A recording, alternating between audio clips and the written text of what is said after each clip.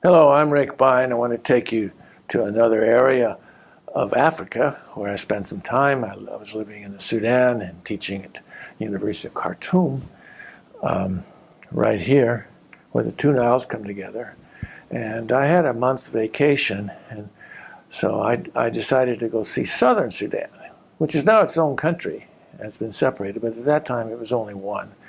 And so I went there and stayed in this area in the south here, not too far off the White Nile coming through there.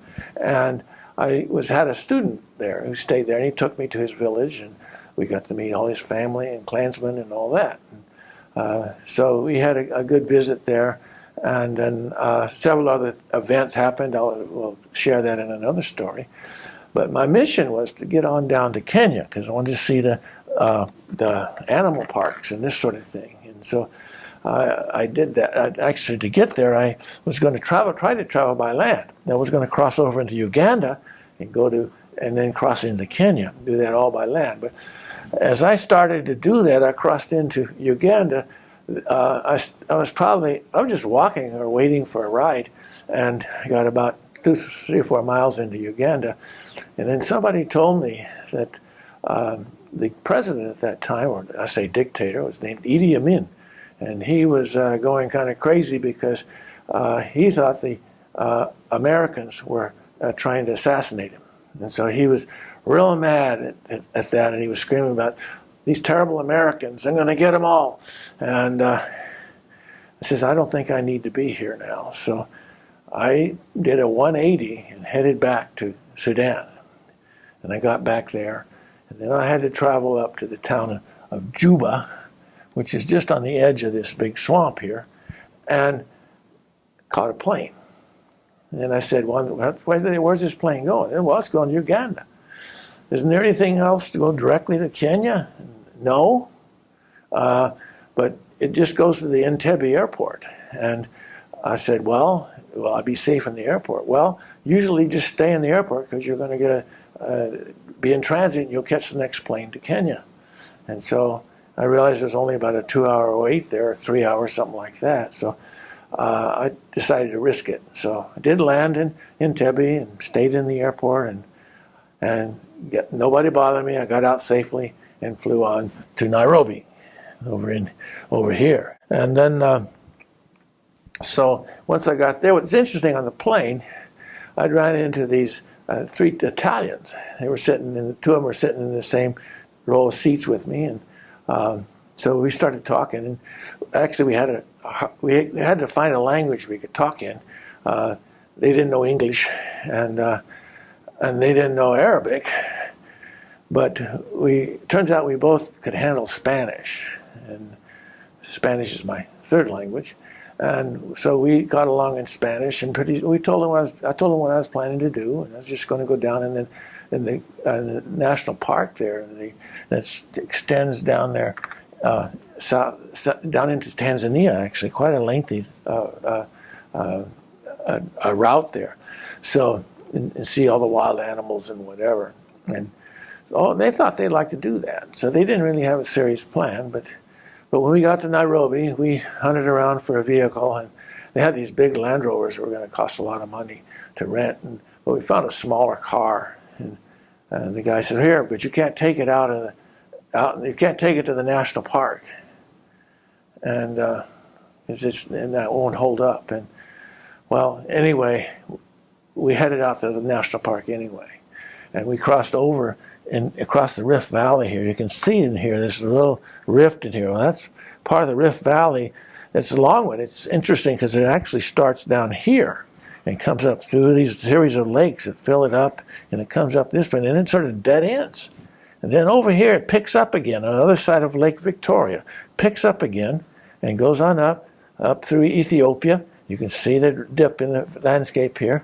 And then part of the Rift Valley is the Red Sea as it goes up, and then in here, even Death Valley as you go into Israel and Palestine. So there's but this was the piece we had to go into, and right in here, we went down in the Rift Valley where the park was. We were traveling along, and it was quite a steep climb. We drove down inside, and then as we got there, we soon had a flat tire. because obviously the guy who did the rental knew it might occur. So we got the car up on the jack, and I hadn't put the tire on yet.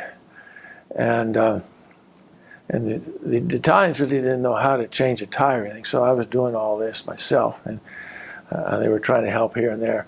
But I happened to look back in the bush away, and I saw this female lion just staring at us. And she was probably about 50, 60 feet away from us. And I saw her, and suddenly she saw that I saw her, and she started running towards us. And you never saw four people get into a little Fiat so fast. And we got in, and thank God it didn't even knock it off the jack. But we got in, we counted everybody, nobody got eaten yet. And then we looked around, where's the lion? Oh, well, she came about halfway, about 30 feet away. She stopped. I could still see her ears there looking at us. And we were safe inside the vehicle. And then I noticed her cubs were there. And she had all these little cubs around her and hanging out with them. And she thought I had seen the cubs too, so that's why she came to protect them. So we sat in the car. We couldn't get out and finish changing the tire, because we didn't know what was going to happen. We didn't want to get eaten. So we just sat there for an hour or two and watching this lion. And she decided to take the cubs and walk down the road a little ways. And as she crossed in front of us and went down about 200 or 300 yards and cut across to the other side of the road down in the bush. And so we got back and finished changing the tire. But then we had this, as we moved along, we ran into this herd of gnu, or GNU is the word for it there in Africa, but it's actually what we call wildebeest in English. And they were having this massive migration, hundreds of them galloping along crossing the road. And this is an annual migration. They essentially cross the equator once a year, or twice a year, and run across and stay there on the north side for a while. And then 6 months later, they go in this massive dash across to the south side of the equator. And we crossed, they were coming along, and they were running north across the equator, and we didn't know what to do. They tried to drive through them. We thought we couldn't drive through them, but we noticed other cars were coming along, and they just slowly went through them, and the animals ran around the car. But they were big. They were leaping, and they could cross the road in one leap in the middle, just jumping, and they bounced off the middle of the road and off to the other side. Of course, the road was about a 2-lane road, so no big deal. But anyway, they were jumping like that and running, and so we just drove through slowly, and they ran around us and kept on going. And realized that that's what the female lion was waiting for. She was wanting to catch one of these gnus, these wildebeest, and have one to eat for herself and the cubs. But anyway, maybe she did get into some of that. We didn't ever see that part of it, but this was an interesting time. And anyway, we drove on a little ways further, and guess what? We got another flat tire. This time, no lions were around. But what did we have? We didn't have a spare anymore. So I had to, what I basically did is took the good tire that had gotten flattened first, and I hitched a ride to somebody and went to the next gas station and got them to fix the tire, and then bummed a ride on the way back up there and put the tire back on the car. And a little donut, the spare tire was still there, flat in the back of the car. So anyway, we didn't have any more mishaps that way. We saw a lot of different animals, gazelles and whatever. When we headed back up went back up out of the Rift Valley, crossed up and back into Nairobi. And as we got back to the guy checked the car in, he looked pretty carefully at the car, and he saw the flat donut, flat tire, so he charged us for that. And so we had to pay for that in addition to the rental, and that was the end of it. And then, as the four of us left, we went back to the little hotel there, and guess what? Let's do something else interesting tomorrow. And they just all three of them at once. No, we've had enough.